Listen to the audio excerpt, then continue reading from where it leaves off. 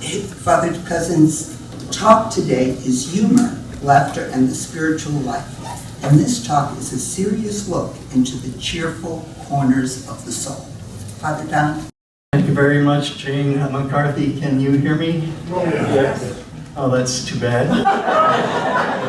It is great to be back at Chautauqua. Last week, retired priest, I had 2 funerals and anointed a dying woman. And so it's really good to be here at Chautauqua.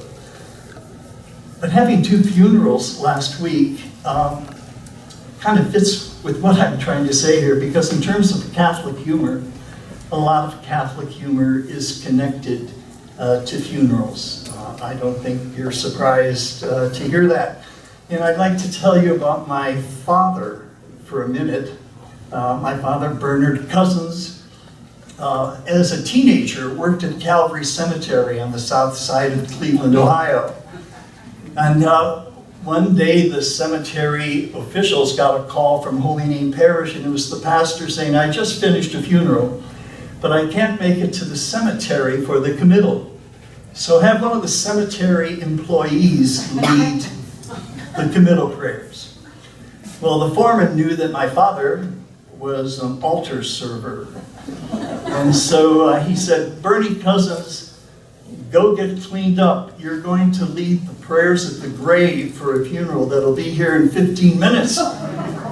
And my father said, "I don't know how to lead a committal service." And the foreman got a little irritated and said, "Listen, you're a server, aren't you? You know Our Father, the Hail Mary, the glory be to the Father, eternal rest grant to him, O Lord, let perpetual light shine upon him. It's simple. Go get washed up." So my dad got washed up. 10 minutes later, he's standing in front of the grave. The funeral cortege arrives.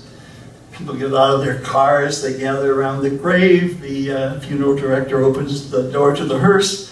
They pull out the coffin. The pallbearers carry the coffin up to the straps that are over the grave. And then the funeral director gives the nod to my father. And my father begins, "Bless us, O Lord, and these sacraments we are about to receive."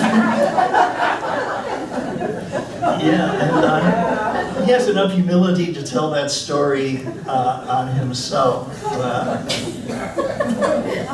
And as long as I'm saying something about my family, let me say a word about my grandmother, Ella Brennan Cozzens, one of the greatest women I've ever known. Loved her dearly and still love her. One evening she was at Gallagher Funeral Home on Miles Avenue in Cleveland. Gallagher Funeral Home had 2 parlors. And a man came in to the wrong parlor, and he was just getting ready to leave to go to the parlor of the deceased he had come to visit when he noticed my grandmother. And he walked up to her and said, "Ella, how are you?" And they chatted for 2 or 3 minutes. And then the man said to my grandmother, "And how is your brother Bill?" And my grandmother didn't know what to say. Bill was in the coffin. And so my grandmother, being a really sensitive person, sensed how embarrassed this man was at his mistake. I don't know what she really said to him, but let your imagination run free here. Okay, you're separated from this event. How's your brother Bill? Well, he's been better. How's your brother Bill? He's resting now. How's your brother Bill? We really don't know, but we're hoping for the best. I'm making these points because I think so very often humor happens almost every day and in ways that we don't necessarily consider. But In talking about humor and laughter, I'm not talking, of course, about malicious laughter or mocking laughter or cynical laughter. I'm talking about kind of good laughter or holy laughter. And so, why is laughter good for the soul? And why is a vital sense of humor good for the soul? You could answer that question as well as anybody can. It's important to have a sense of humor because it keeps us from taking ourselves too seriously. If you have a sense of humor, you don't take yourself too seriously. And I'm talking about kind of a basic attitude and aptitude for humor. You don't have to laugh out loud to be a humorous person. Some of us are introverted, some of us are shy, and we don't really laugh out loud. But can you at least laugh inside? I think having a sense of humor is something like being in a state of perpetual amusement. So many things that are happening in life that can tickle our soul if we let them. A perpetual sense of amusement. Humor is a state of soul. I'd like to say humor is a state of grace. And maybe when Jesus said, "I leave you peace," he meant that I'd like you to live so peacefully that the humors in life will not be missed. And if that's the case, then I think we are really, really blessed. I'm thinking of a nun who's in a full habit, head to toe, and she goes to a conference on spirituality and sexuality.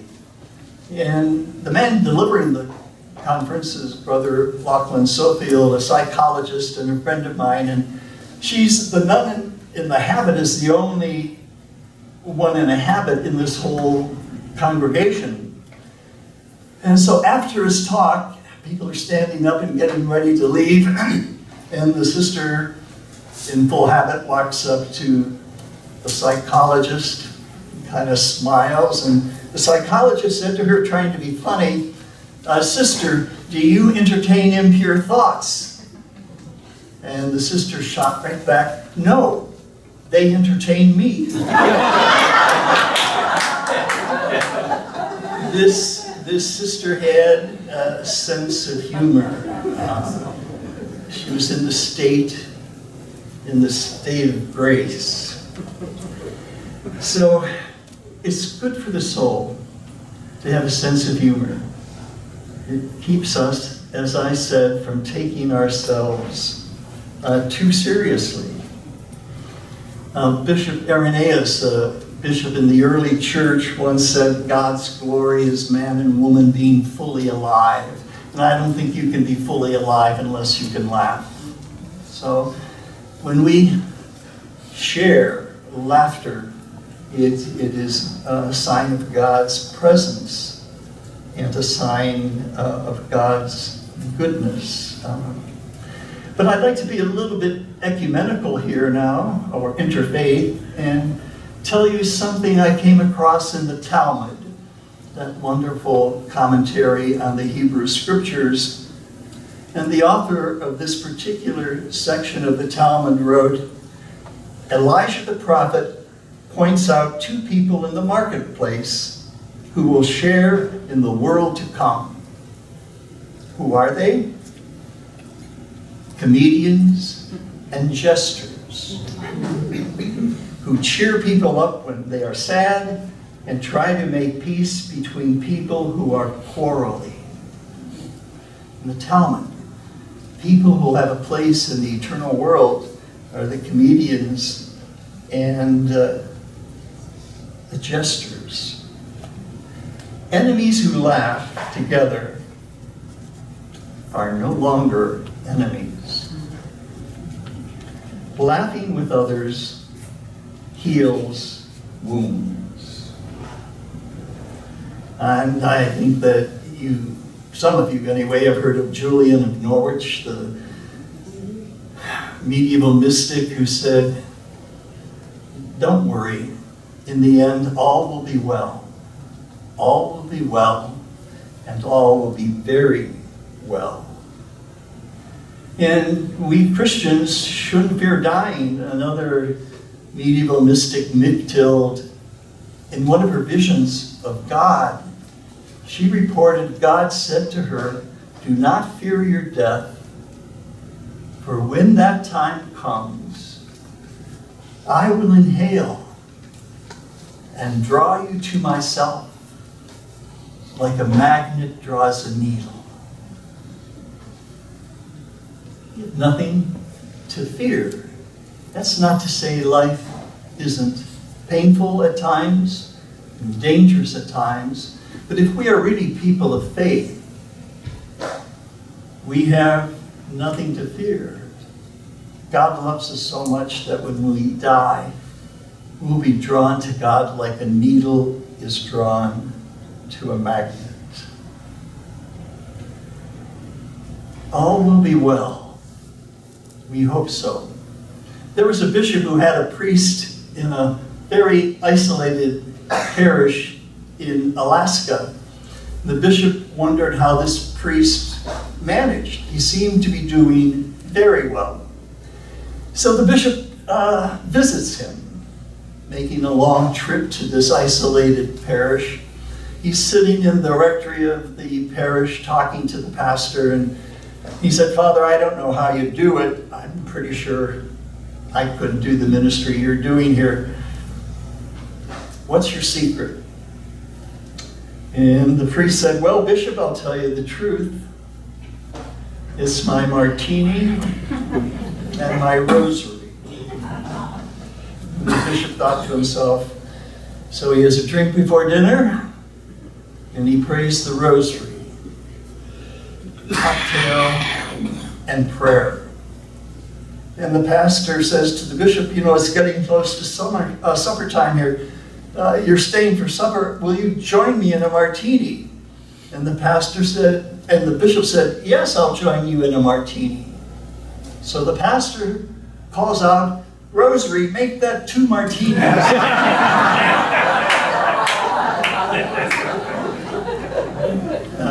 For the clergy in the audience. I don't know, I want to say may there be a rosary in your life. I should say that. Okay, I've tried to say briefly why it's important to have a sense of laughter. It keeps us humble, keeps us grounded, and it gives God room to work in ourselves.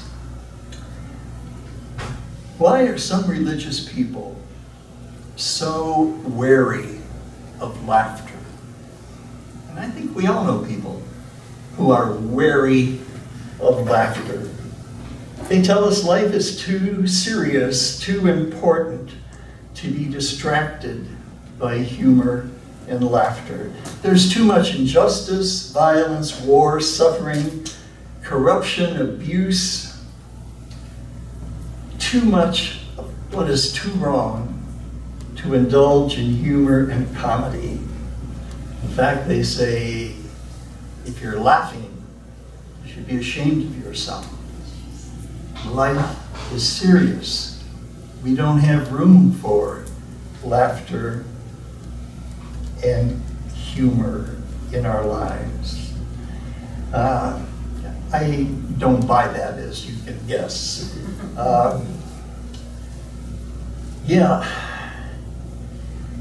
Why are people so afraid of laughter? Did any of you ever read the novel In the Name of the Rose, or see the movie The Name of the Rose by Umberto Eco? Sean Connery played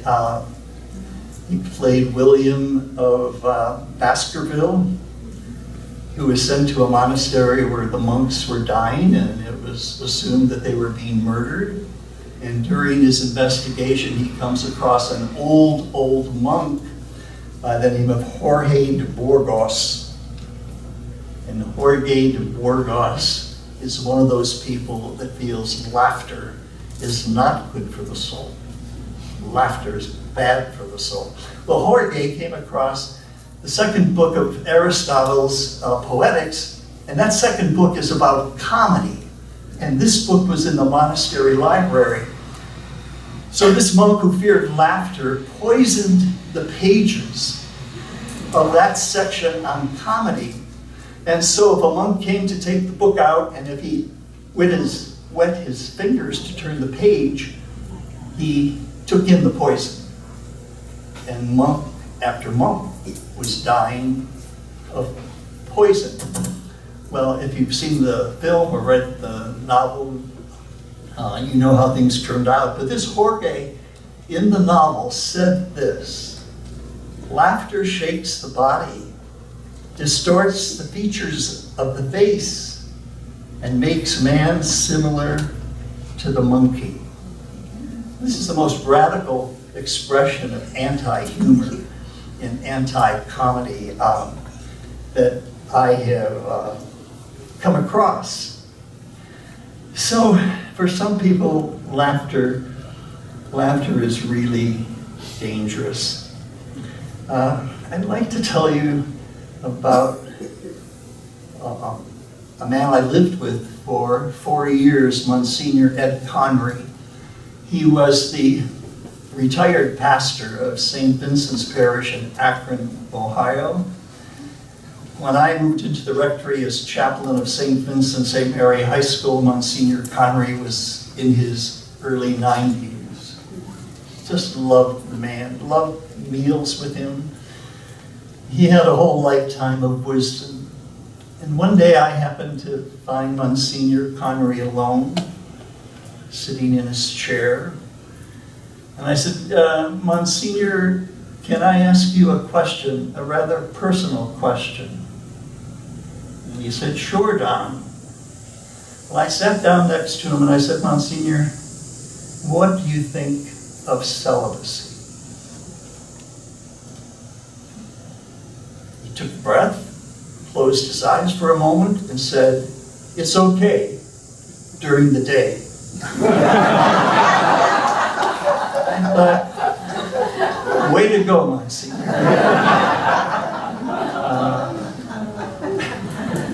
Way to go. He knew how to maintain a sense of humor, a sense of merriment. I think he was living in a real state of grace. Let me try to be ecumenical and interfaith again and tell you about a priest, a minister, and a rabbi who would get together regularly to talk about preaching. And it came to their conclusion one day, it's not that hard preaching to real people. What would be a challenge to the preacher is to preach to a wild animal. And so they all agreed that they're going to try to go out into the wilderness and encounter a bear, hopefully, preach to the bear. Well, they come back, a week later, and the priest says, I went into the woods and I found a bear, and I started preaching, and the bear snarled at me, got up on his hind feet. I reached into my pocket and pulled out some holy water, and I sprinkled the bear with holy water, and he became calm and docile and listened to every word I said. Well, then the minister said, well, I went into the woods. I encountered a bear, and he wasn't at all pleased with what I was saying. We started wrestling. We rode down a little embankment into a pond, and I baptized the bear. And the bear really became quite docile and listened to my sermon. They turned to the rabbi, who had 2 black eyes, scratches all over his face, his arm in a sling, and a leg in a cast. And the rabbi said, I too went into the woods and I encountered a bear. I don't think I should have started with circumcision.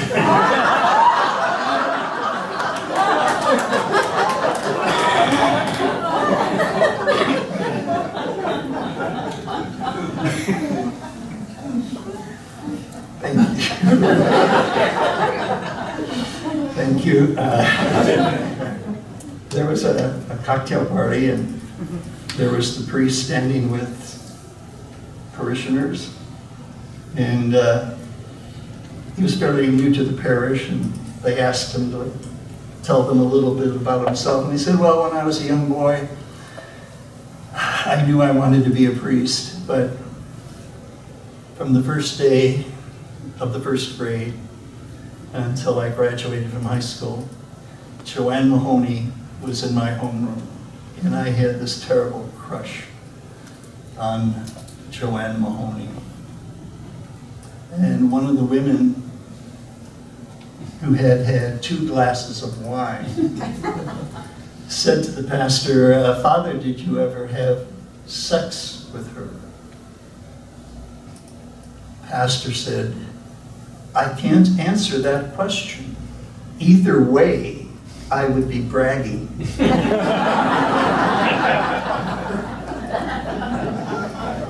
And so,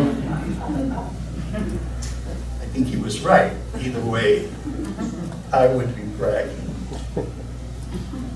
I'd like to say that in addition to laughter being good for the soul, it's also good for the body.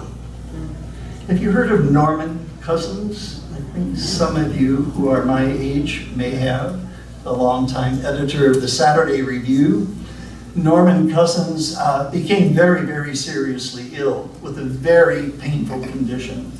The doctors didn't know what to do. They were giving him massive doses of vitamin C.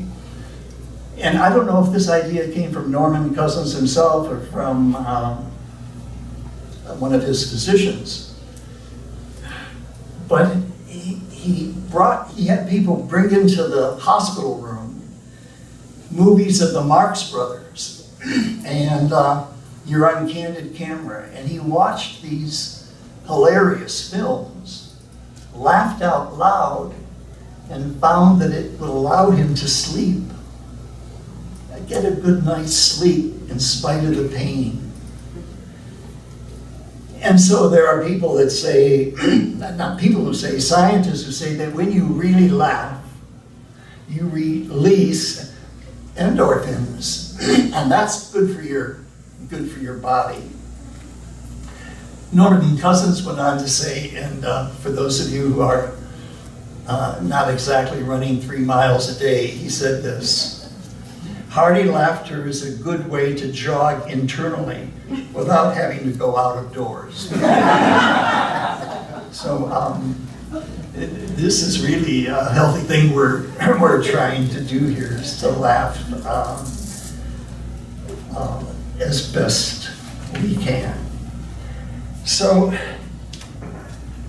it's not healthy not to laugh. And there are certain groups of people that find it very hard to laugh. I'm thinking of fearful people. If you live in a state of fear, it's awfully hard to laugh. And isn't it interesting that Jesus said, do not be afraid? He used that expression, I think, as much as any expression in the New Testament. Do not be afraid. Do not be afraid. Well, part of us says we have a lot to be afraid of.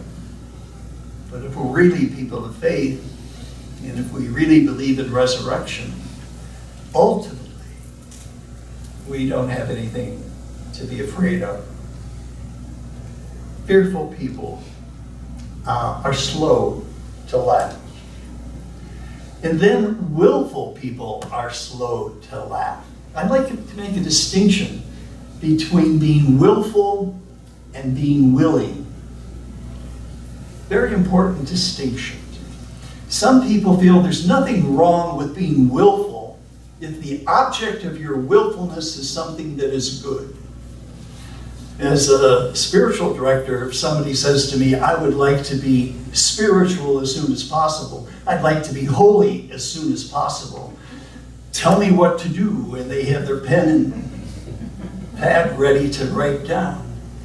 See, you can even be willful about being good. And when you're willful, you're controlling, and you want to be in charge. And that's not a good way to go through life. In control, being in charge. But willing people, they meet life as it comes, and they don't force anything, not even being spiritual. The big things in life can't be forced. Thinking of relationships right now. I think I was willful with my own crush on Joanne Mahoney for 12 years. It didn't work out. If you want to be somebody's friend, the worst thing you can do is to try too hard to be their friend. The friendship evolves and develops, fine. This is a great spiritual secret. Forcing nothing. If you can force nothing, you're spiritually free. And you get the joke. You see that we're called to be in a state of kind of amusement, ready to see the incongruous things that are happening all around us. And then, of course, arrogant people. Arrogant people find it very hard to laugh. An arrogant person takes himself or herself too seriously to laugh. They seem to be projecting, I'm too intelligent to indulge in laughter. I know all the things that are going wrong in the world. Apparently you don't. So if you're arrogant, it's really hard to be someone who laughs easily or even internally. Then I'd like to suggest that guilty people find it hard to laugh. One of the paradoxes about Christianity is that it unwisely imposes guilt and lifts guilt. I'd like to suggest that healthy guilt is never carrying. There are times when we should feel guilty, when we have done something that is wrong, when we have hurt another person, when we have been judgmental or unkind. But that guilt should not be carried over to the next day. See, what happens when we're guilty is that we're wrapped up in our own bad feelings. They're negative feelings, and they're bad feelings, but they're feelings about me. And so it's not only difficult to laugh when you're guilty, it's difficult to care about other people when you're guilty. So Jesus said, the Father is a Father of love and mercy. Pope Francis understands this. He's stressing the mercy of God. And so it's not to deny that we are broken or wounded or that we hurt people or we do things that we shouldn't do. But when that happens, I think we need to say, I really messed up there. And I'm sorry that I did that. And what's for dinner? It's a way of kind of letting go of our guilt. And then, of course, we are encouraged to share our guilt with brother Christians or in the sacrament of reconciliation. Get rid of the guilt. One of the saddest moments, I think, for many clergymen and pastoral counselors is to hear someone say, I need to talk to you because for the last 30 years I've been carrying this burden of guilt. And it's one of the great blessings of a pastoral minister to be able to help a person let go of that guilt. That doesn't mean you minimize what the person did. It means that you understand the message of Christ, that you just don't carry guilt. Carried guilt, by my definition, is unhealthy guilt. Guilt that is let go of, handed over to the mercy of God. I consider that to be healthy guilt. It's not easy to live in a state of amusement. There's so much that goes wrong. I think most of the people here are married. You probably know more about humor than I ever will.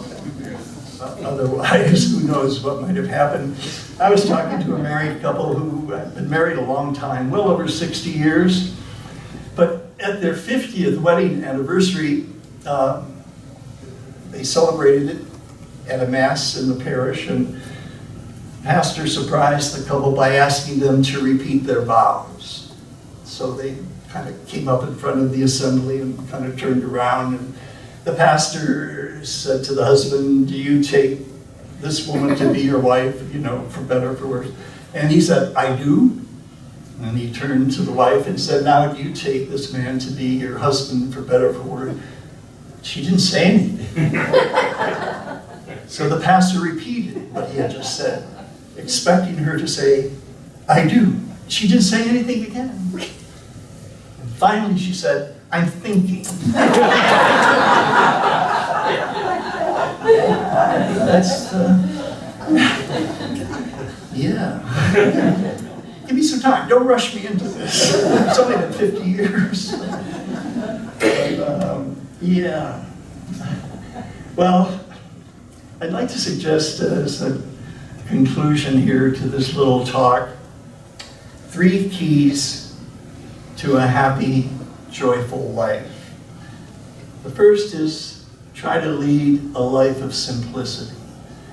Try to make your life as simple as possible. And that's not easy in our technological, secular age. Try to make your life as simple as possible. Know what you need, know what you don't need, and ask God for the grace to know the difference between what you really need and what you don't need. Simple people who lead simple lives are always attractive people. You want to spend time with them because they have the freedom to pay attention to you and they're present to you. And the second thing I'd like to mention is humility. If you want to lead a happy, joyful life, ask God for the grace of humility, not to take yourself too seriously. Thomas Merton, the great Catholic spiritual writer, monk of Gethsemane, once said that in humility is perfect freedom. If you want to be spiritually free, ask God for the grace of humility. Because when you're spiritually free, when you are humble, you don't care too much what other people think of you. I mean, you care. It's human to care what other people think of you. You don't care too much. You don't care too much. So if you don't like me, you're not going to ruin my day. I wish you did like me, but if you don't, that's okay. And the third point I'd like to make, third key to a happy, joyful life, is gratitude. If we are grateful people for the countless blessings that we have, in addition to the countless wounds that we might carry and to the hard things that have happened to us, but if we're grateful as an attitude, like as a way of life, not just saying from time to time, "Oh, I'm thankful for all of it that's been given to me." See, if you're a truly thankful person, you can't be arrogant. You can't be proud. You can't be afraid. So be grateful Brother David Stendelrost, a monk and a wonderful psychologist, said that we are not grateful because we are happy. We are happy because we are grateful. That's something to remember. The happiest people that you know are the most grateful people that you know. So let me conclude with this short statement from Thomas Merton. I hope we'll have some dialogue, and then I'll have a closing word if you don't mind. But Thomas Merton said this: "The fact remains that we are invited on purpose to cast our awful solemnity to the winds and join in the general dance." Thank you for dancing with me.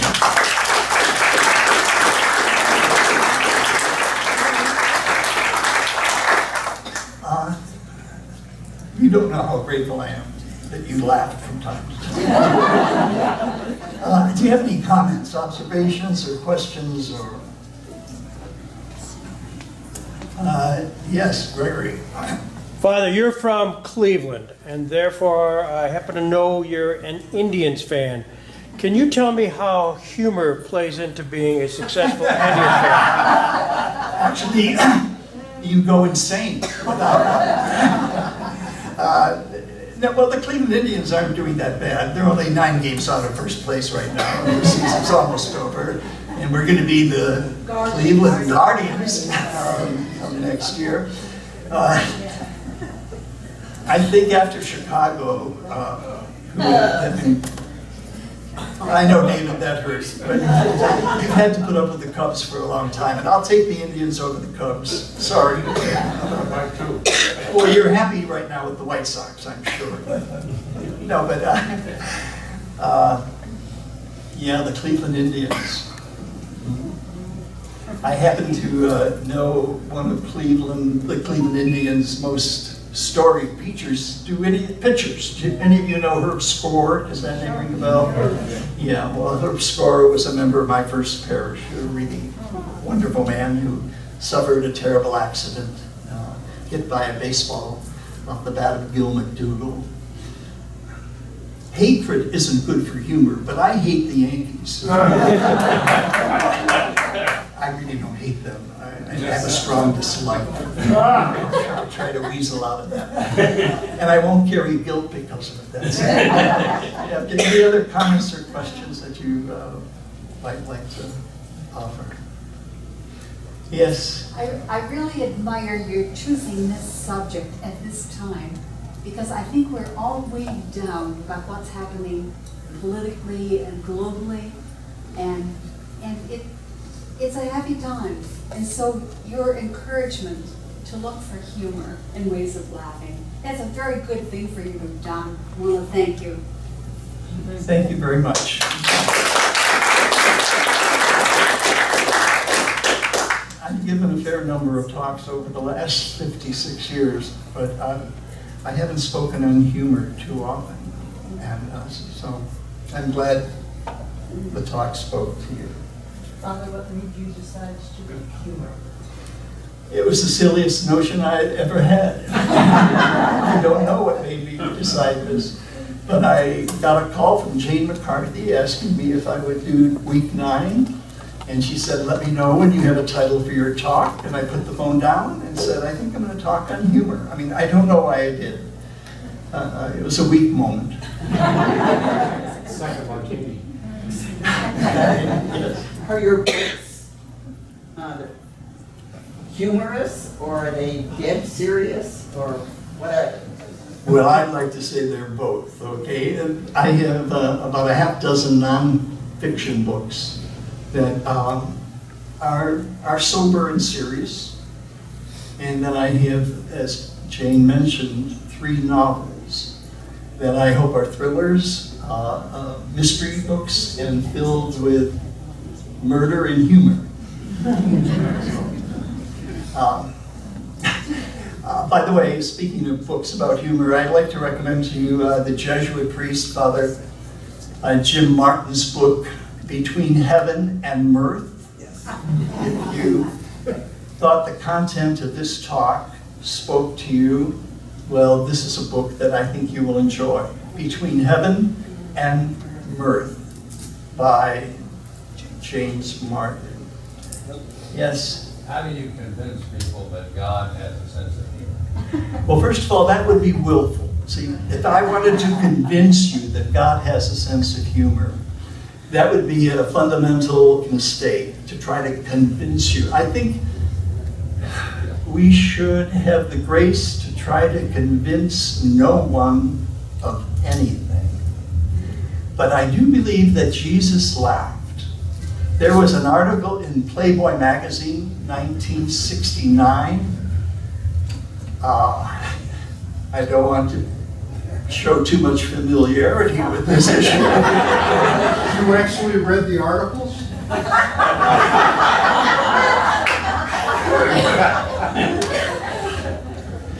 I sure did. From cover to cover. There was an article in this 1969 Playboy magazine by the theologian Harvey Cox, a serious theologian called the Laughing Christ. So if Christ laughed, I think God the Creator is greatly entertained by our folly, to the point of laughter and to the point of tears. But I hope that we Christian preachers preach more by witness than by words. And that's the best way to, quote, convince somebody. Come and see how Jesus lives. Do you know how to make God laugh? I'm waiting. Explain. Make a plan. I think I've seen that. Plan somewhere. Make a plan. Thank you for that. That's really good. Yes, Joanne? I'm wondering if there's a correlation between a sense of humor and an ethnic background. Yes, there is.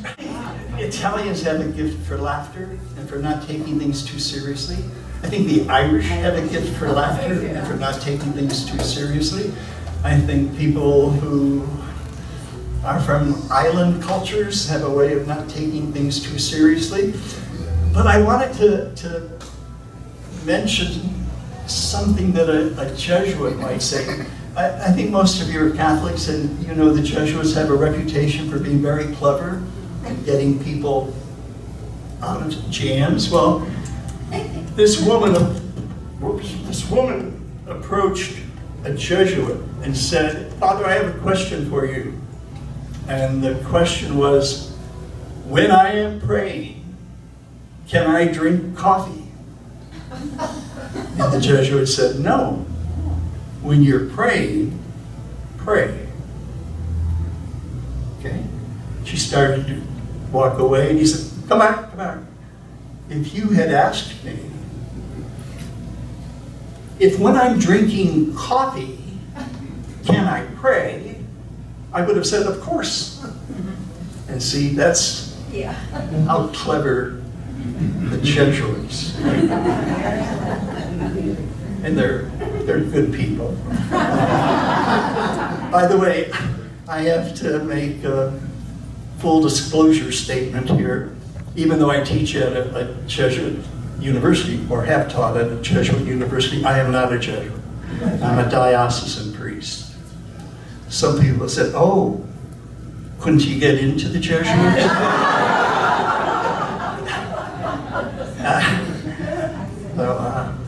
But thanks for being such a great audience. I'm going to close with these words from Hilaire Belloc, the great writer of a century or two ago.